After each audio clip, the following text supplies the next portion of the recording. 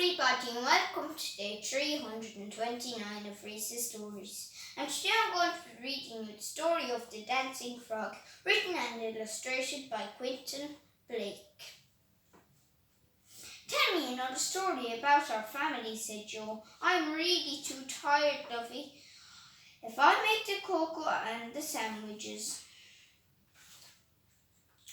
Well, all right then. What have I told you? Uncle Geoffrey and the iceberg, and Sarah and her lions? Do you know about Great Aunt Gertrude, Godkin, and the dancing frog?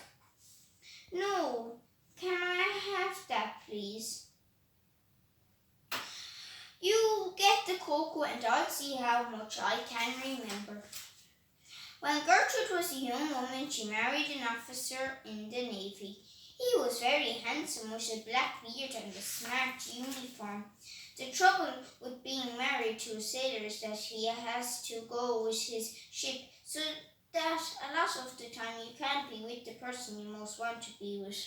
Anyway, they were happy when they worked together, and they had a house by the sea, and Gertrude would watch for his ship returning, and when he came home, he brought her presents from abroad.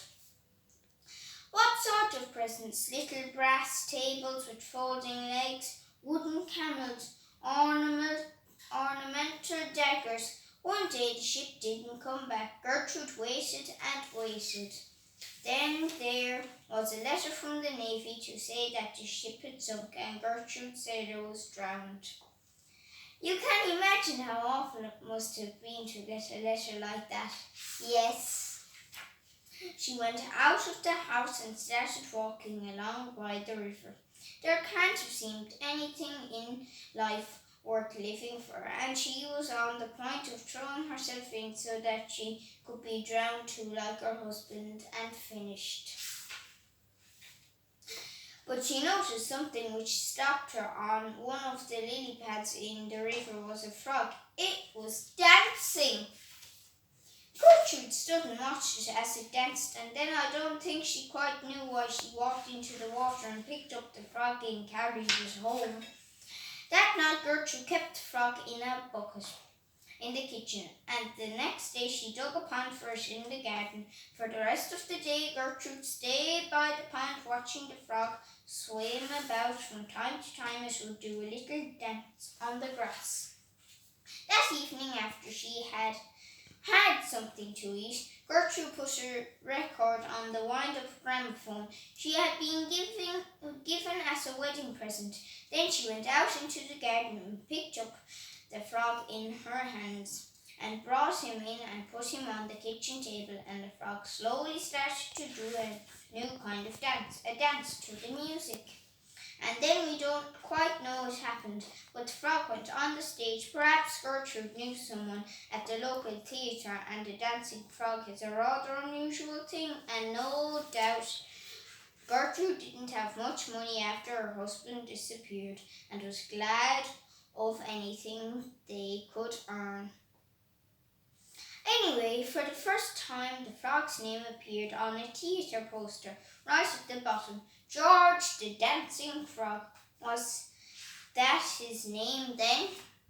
I don't know, maybe it was just his stage name. After that they travelled about the country, wherever they could get work.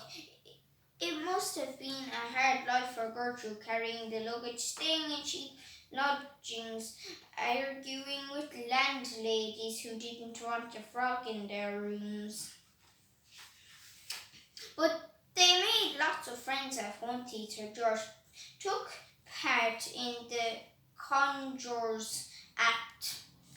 He dived through a hoop, and then the conjurer made him disappear.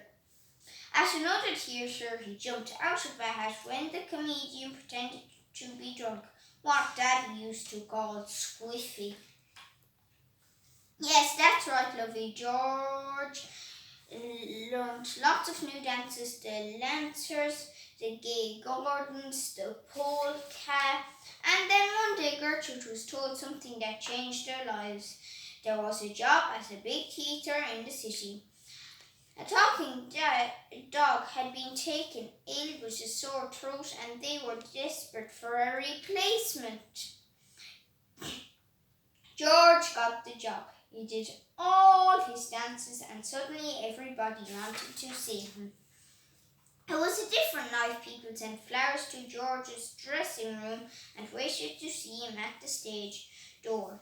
Newspaper reporters interviewed Gertrude about him. Society hostesses wanted him at their parties. George was taken to expensive restaurants.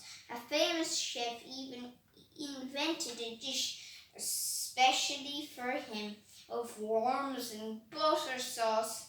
Ugh, fancy cooking worms? They weren't cooked. Frogs won't eat anything that's dead. They were alive. At least they weren't poor any longer, but there was even more work for Gertrude, arranging about the money they were to be paid, arranging about trains, arranging about luggage, but it must have been exciting. Travelling around the world, strange cities, warm nights under starry skies. In Paris, George danced with a girl dressed in feathers, and the audience went wild with excitement. He also did a wonderful dance with another girl who waved shawls. He danced with Spanish dancers, and you could hear his croaking above the sound of the castanets. In Russia, he danced in a special version of Swan Lake. He jumped higher than any of the ballet dancers. It was in Monte Carlo that Gertrude had her offer. An English lord asked her to marry him. "This is no life for a woman," he said. "I've a house in the country and another in London, and everything shall be provided for you. Leave all this and live with me as Lady Belvedere." It must have been a great temptation.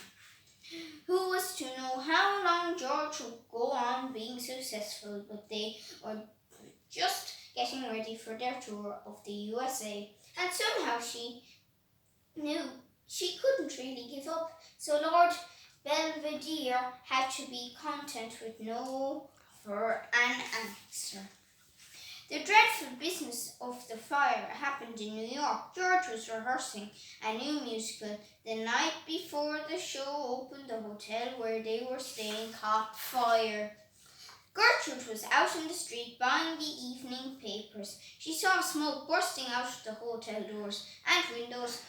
How could she possibly get back to George, who was in their room on the 13th floor? Then suddenly she saw him on the window ledge by the open window. By then the fire engines had arrived. Gertrude snatched a bucket of water from a fireman and called out at the top of her voice. It must have been the most extraordinary thing he ever did on the stage or off it. A 120-foot jump into a bucket of water with perfect precision. And a bucket, that's tiny, like there's barely any width. George went on that night and was more brilliant than ever. At the end of the show, the audience stood and applauded for 20 minutes. And it went on like that. Nobody much remembers them nowadays, but they really were a great success. Was Gertrude ever sorry that she didn't marry Lord Belvedere? I don't think she ever told anybody she was. She preferred the frog. Well, I suppose you could say they looked after each other over the years, and what happened to them in the end?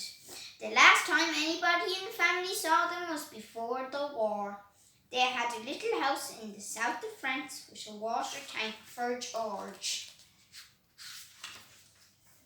Gertrude used to grow hollyhocks and sort out their newspaper cuttings. In the warm weather, she would give George a shower with the watering can. And are they dead now? Then? Well, that was a long time ago, so I suppose they must be. Joe collected up the cocoa mugs and the plates. Was that a true story? More or less, but frogs don't really dance, do they? Not normally, no. And no one could really catch a frog and put it on the stage. You can do all kinds of things if you need to enough. Yes, I suppose so. And there's the last lovely picture. The end. I hope you enjoyed that wonderful story called The Story of the Dancing Frog, written and illustrated by Quentin Blake. So enjoy the rest of your week, and I hope homeschooling is going okay for you. So stay safe and stay home. So enjoy the rest of your week, like I already said. And I guess I'll see you all tomorrow for day 330 of Rhys's stories. And don't forget to subscribe, like and share, and follow me on Instagram. So bye everybody.